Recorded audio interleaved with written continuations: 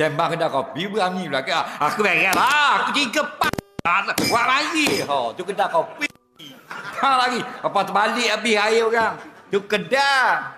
Di rumah tengok di rumah. Lagi. Dah kawan dia ajak minum air ke Pulau Malang. Bini dia duduk lipat baju lah bilik air. Dia ingat kedai tu baik. Dia buka selur. Lagi masuk mula laki. Aduh lah. Tu jangan main. Hari tu kita minum air di Pulau Kambing. Orang Johor. Dia kerja ni bilang Rima Terengganu. Bilang Rima. Muda ni. Orang Johor. Dia bilang Rima. Dia NGO. Ada hubungan juga dengan Perhelitang lah. Jadi Rima Terengganu dia nak jaga. Tak mau jadi, nak biar bertambah. Dia ada tukar kaji dia. Tukar nak benda. Ambil hak ni.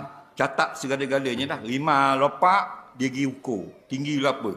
Tinggi 2-3 belah kaki. Dengan dahang. Dengan tebing dengan bawah. Nama awang Rima ni. Contoh. Dia kenal dah.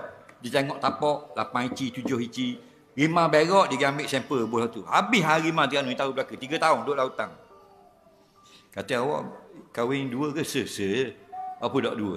Rima bahaya. Rima rumah tu. Rima hutan Terengganu. Dia kenal belakang dah dia. Kata Rima masa ni marah ke? Masih tengah makan. Kita pergi ambil gambar orang. Tengah makan jangan lalu kat depan. Rima tengah makan, makan rusa, jangan nitah kat depan. Jangan awak raja gitu.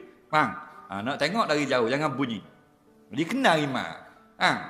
Tapi Rima rumah lagi tak boleh. Pasal apa? Pasal Rima dalam hutan tu dia ada belang dia. Dulu ni tak ada belang. Dia buat gitu mampu kerah gitu. Faham lagi? Tak? Rima jadiang.